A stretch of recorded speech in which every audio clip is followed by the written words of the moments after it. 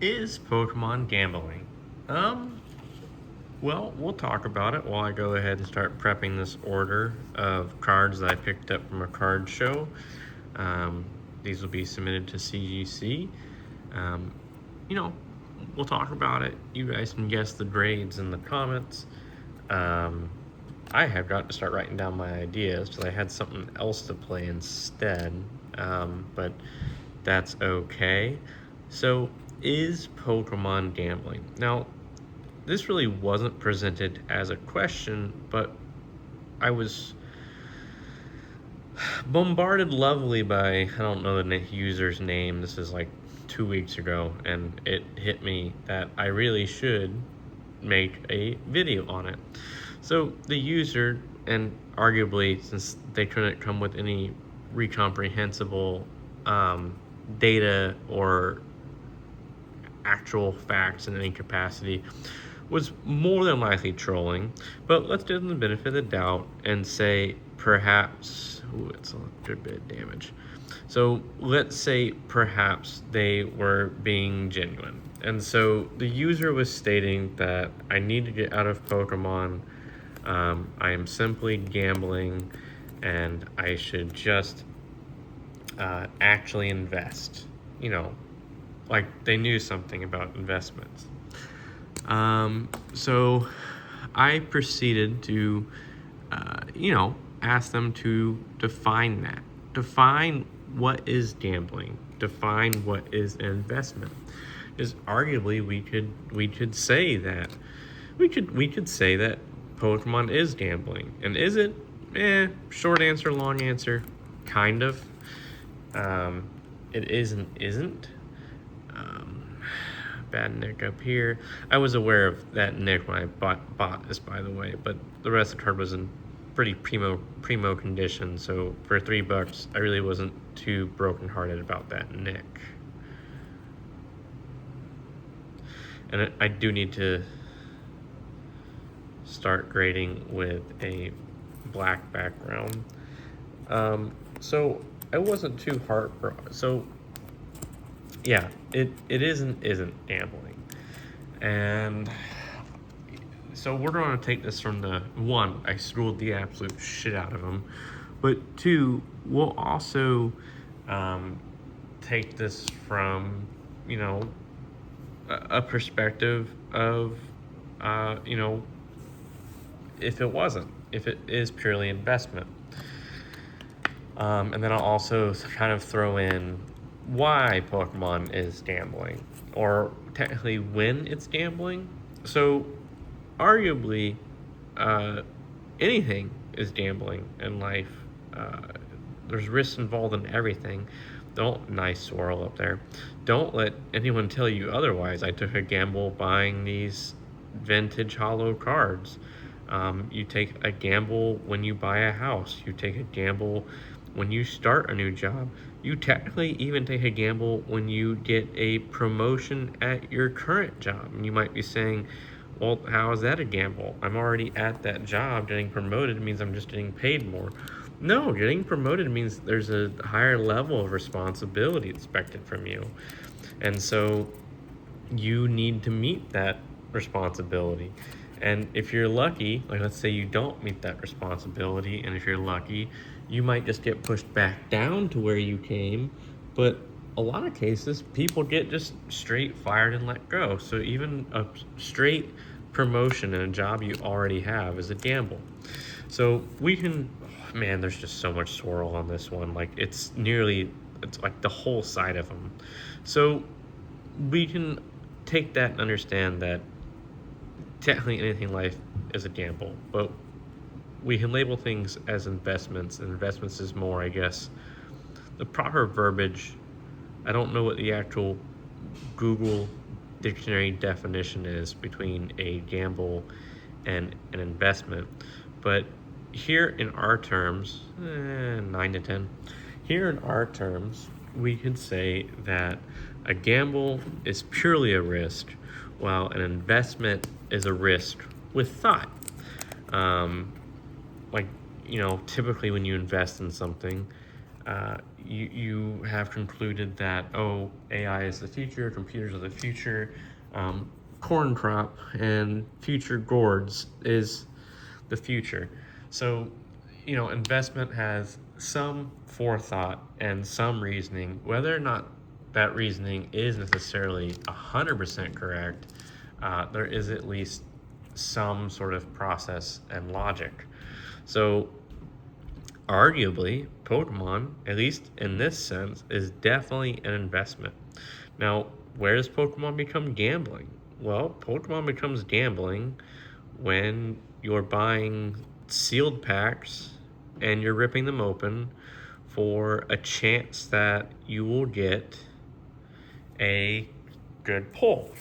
Um, and I would argue that doing such a maneuver is the equivalence of buying like the S&P 500, having the ability to open it up with you're hoping that there's a 2% chance that you'll be able to minus the difference of what the S&P 500 costed, and you might pull 3 Google stocks out of your one S&P 500, therefore profiting over the difference.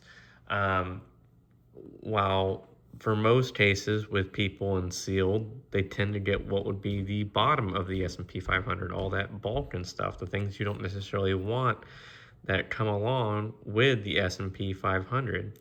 And so that would be kind of my argument in terms of,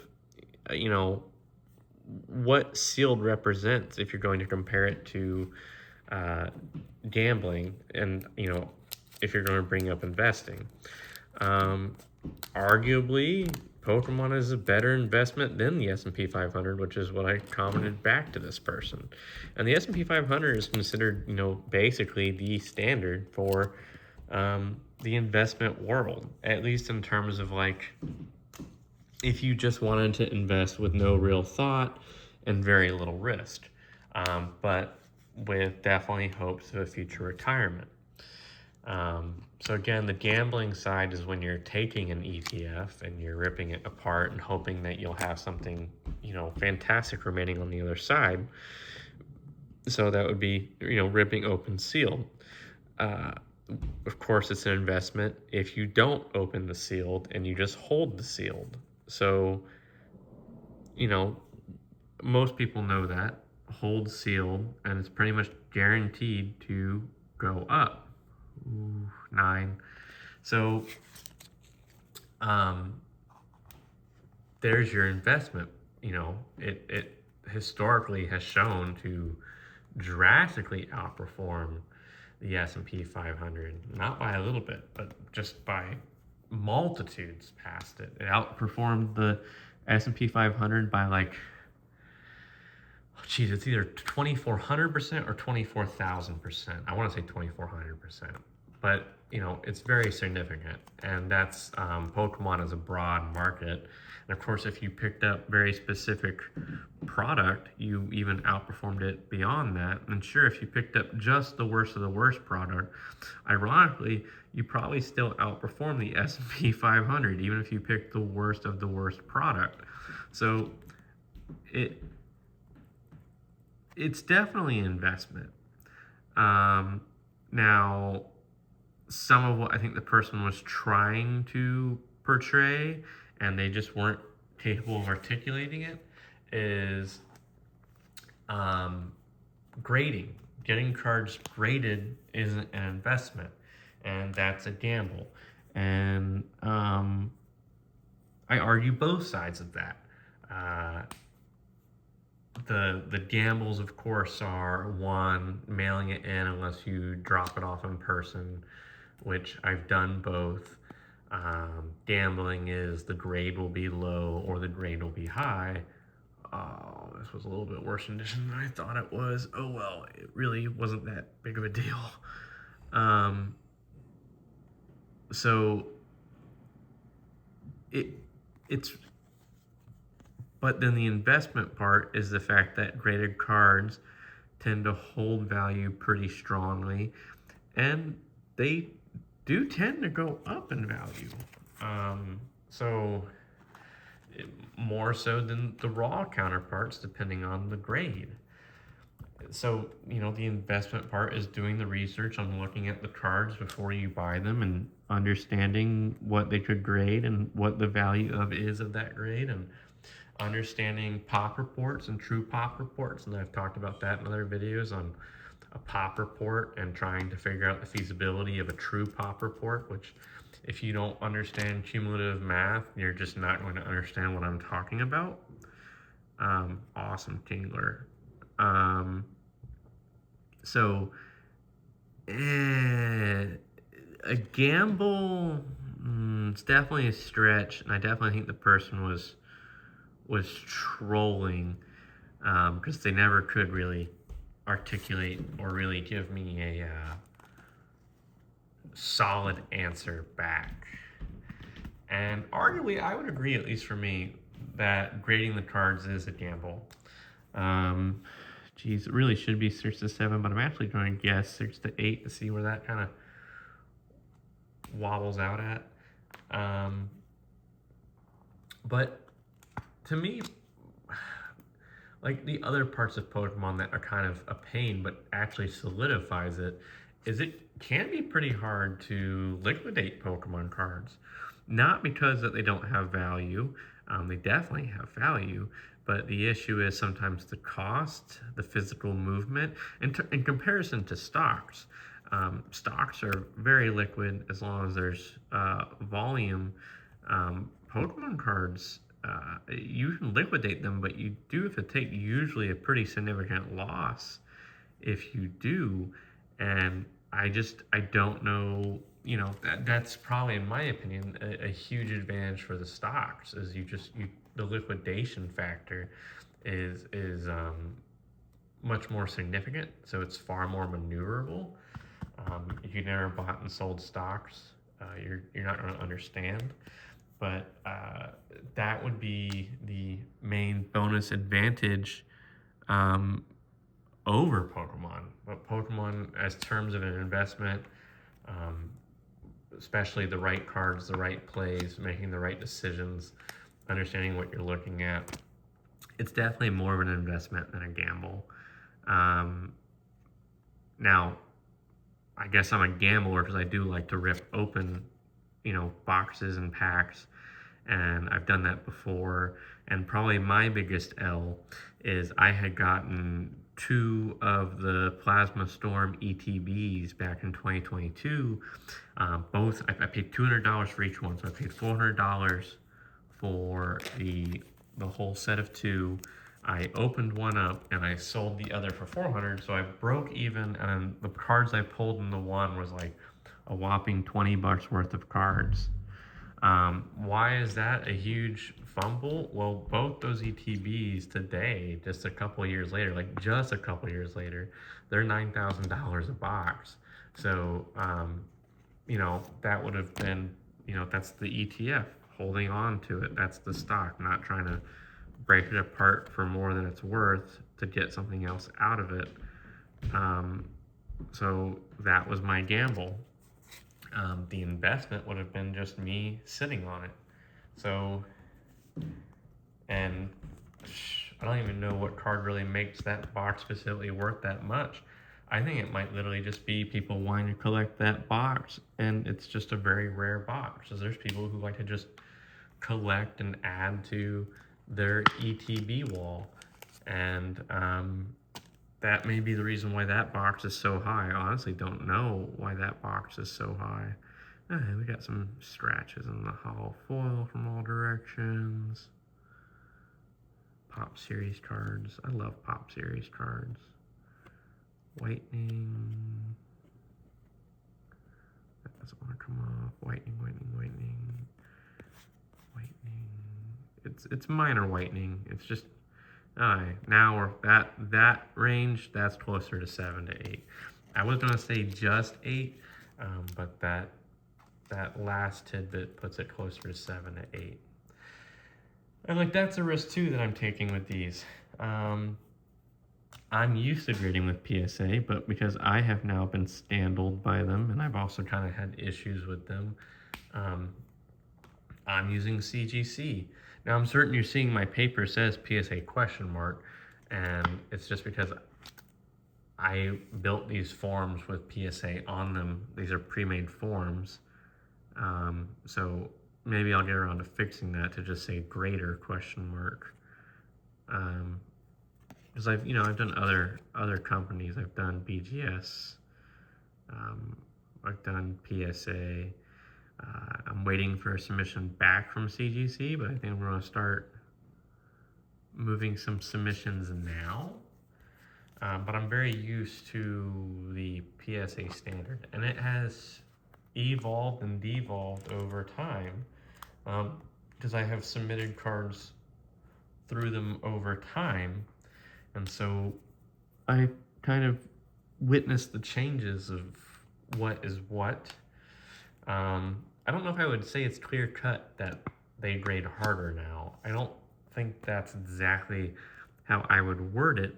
It can appear they grade harder now, and I have found this accurate with some of the data that I have pushed for my own information. Oh, there's a dent in it. That's why it was so cheap. Oof.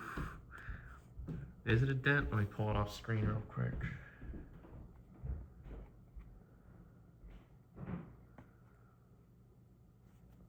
Yeah, it's a dent. Not the end of the world. Not my favorite. Jeez, I don't know how hard that's going to take a hit. I'll put 7 to 8 on that one. That might be. I'm trying to do a mix of my grading in terms of what I'm guessing, and not just by the numbers, but by the grader. I haven't received anything back, so I don't really know what the CGC standard looks like to how I view things. But I have seen, I have CGC slabs that I've bought, and I kind of try to use those for reference.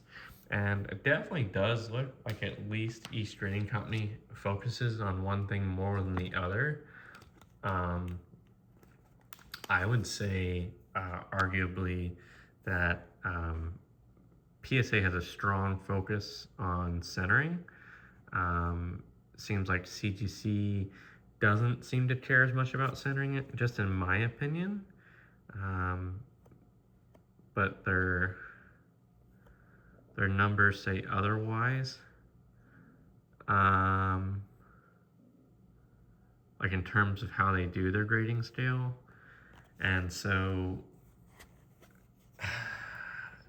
it seems like CGC has more of a focus on like corners and whitening. I mean, they all focus on whitening in my opinion, but they seem to all have their, like, what they focus on more. BGS is pretty strong on corners and very strong on surface stuff. I haven't graded with tag yet, so I couldn't tell you. And I haven't really spent that much time with, that's what was wrong with this. So that's a whole bunch of damage. I got this one for 5, which with this much damage, that's definitely overpay. This is probably gonna be a 5. Oh man, yeah, it's rough. 5 or 4 with that much going on. That's okay. We're gonna send it anyways. We're gonna use it as a data set. Don't totally mind a data set.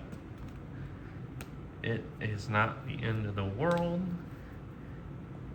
And for those who complain that I just simply waste time and money on sending in cards that aren't 10s, some cards are still worth a good bit of money, as is. And on top of that, if they aren't, for those who are new, sometimes we do them as giveaways. So yeah, how about that? A channel with less than 1,000 subs does giveaways, even at that level. So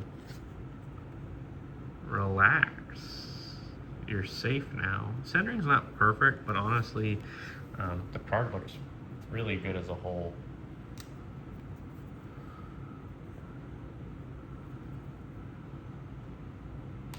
One more. I actually didn't I didn't place this to end like on a strong card. like in terms of value-wise. It just happened, but this card should be, from my quick glance at it at the show, should be pretty close to like a 9. It's got that big old Pokeball right there.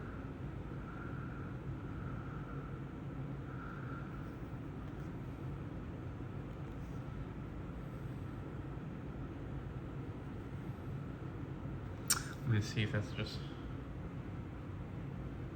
yeah, that was just some grime. Came right off.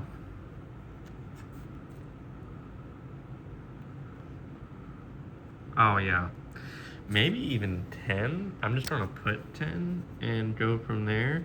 And that's crazy because I only paid $100 for this card. So I will take that. And that ends this episode. So have a good day.